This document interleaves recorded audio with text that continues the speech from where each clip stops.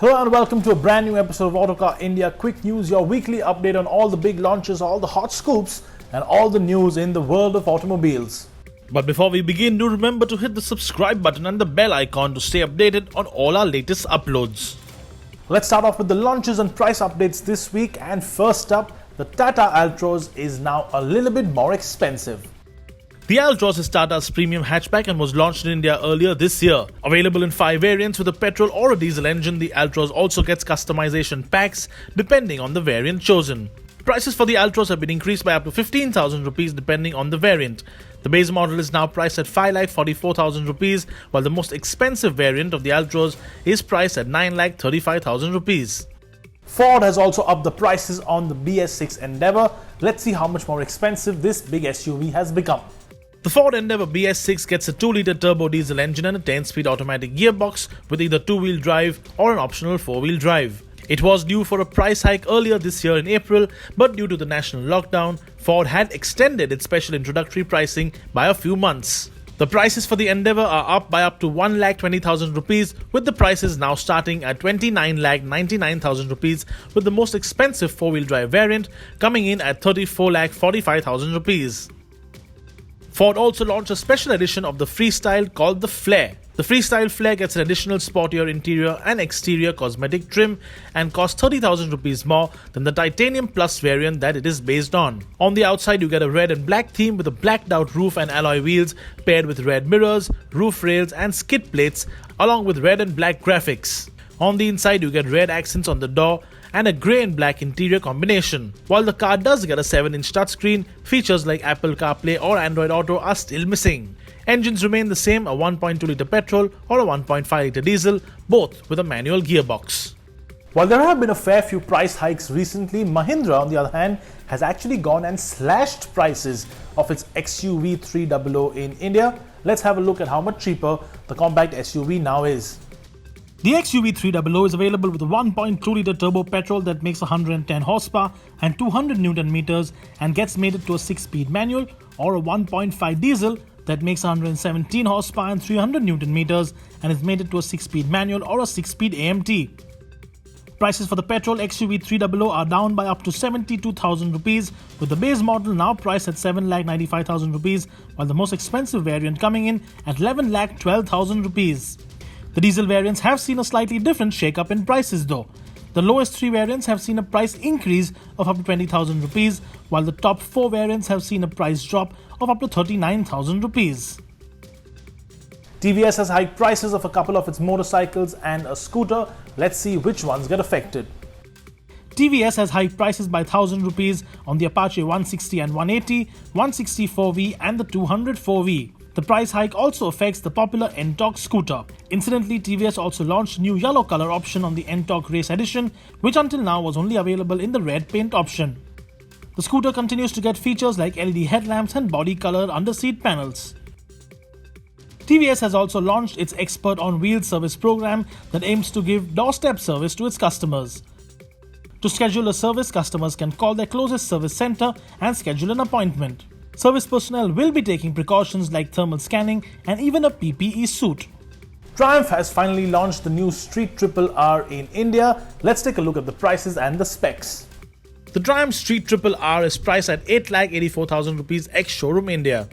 The bike replaces the Street SS that was the base model offering in the Street Triple lineup in India. The bike is powered by a 765cc inline triple that makes 118 horsepower and 79 Newton meters of torque. The Street RRR gets the same headlamp and screen as the RS but misses out on features like the TFT screen and only gets 3 riding modes as compared to the 5 on the RS. Kawasaki has launched the BS6 compliant version of the Versys 650 in India. Priced at 6,79,000 rupees, the Versys 650 is now 10,000 rupees more than the BS4 model. The engine is a 649cc parallel twin that makes 69 horsepower and 61 Newton meters of torque, which incidentally is 3 horsepower and 3 Newton meters down on the BS4 model. The bike has also gained 2 kilos due to the exhaust after treatment systems on it. Toyota is about to launch the Urban Cruiser in India, which is a compact SUV and is essentially a rebadged version of the Maruti Suzuki Vitara Brezza, but that's not the only SUV that Toyota has lined up for our market. Toyota will be launching the 5th generation RAV4 in India by mid-2021. As a showcase of its hybrid technology, the RAV4 will be priced at about 60 lakh rupees ex-showroom and will make it to India under the 2500 unit import quota, which removes the need for homologation and hence reduces the time and cost required to bring it to showrooms. The RAV4 we are likely to get is the 218 horsepower version of the 2.5 litre Atkinson cycle petrol engine with a strong hybrid system. The RAV4 will get all-wheel drive with the front wheels driven by the petrol engine and the rear wheels driven by an electric motor on the rear axle. Honda has opened bookings for the BS6 version of the Jazz hatchback, but the engine isn't the only update it gets. There is a little bit more. The BS6 update on the Jazz also gets along with it a minor facelift to the premium hatchback. You now get a sportier front bumper and tweaked rear bumper, a set of LED headlamps and fog lamps up front, and LED tail lamps in the rear. The car also gets additional equipment like an electric sunroof. The BS6 Jazz only gets a 1.2 litre petrol engine with a manual or a CVT automatic gearbox, with the diesel option now dropped. The CVT gearbox also gets equipped with paddle shifters. The updated Jazz can be booked for 5,000 rupees online through the Honda from Home platform or for 21,000 rupees from any Honda dealership across the country. BMW will soon launch the X3 M in India, which of course is a performance SUV. Let's have a look at the tentative pricing and let's have a look at a few more details. The BMW X3 M will be launched in India later this month and will be priced very competitively at about 1 crore 10 lakh rupees ex-showroom.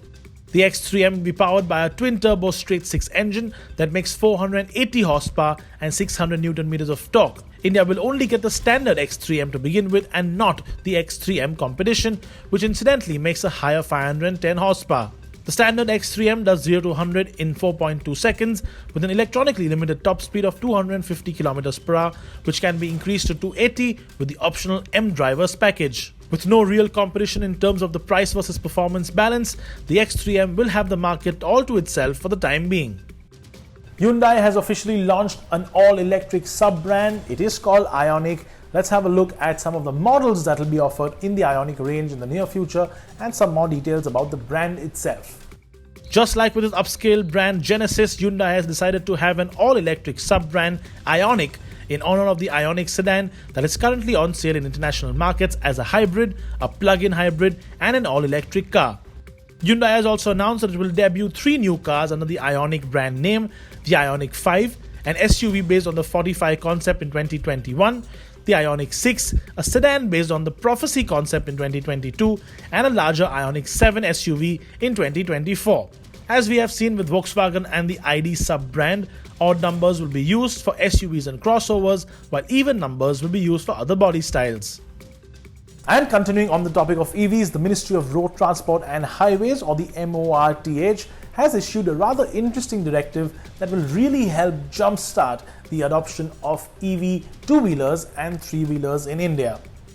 In order to enable quicker adoption of electric vehicles, the Ministry of Road Transport and Highways will allow electric two-wheelers and three-wheelers to be sold without batteries and registered based on the type approval certificate issued by testing agencies. As the battery pack accounts for a large part, almost sometimes 40% of an EV's cost, this should help lower the upfront costs and make them more affordable.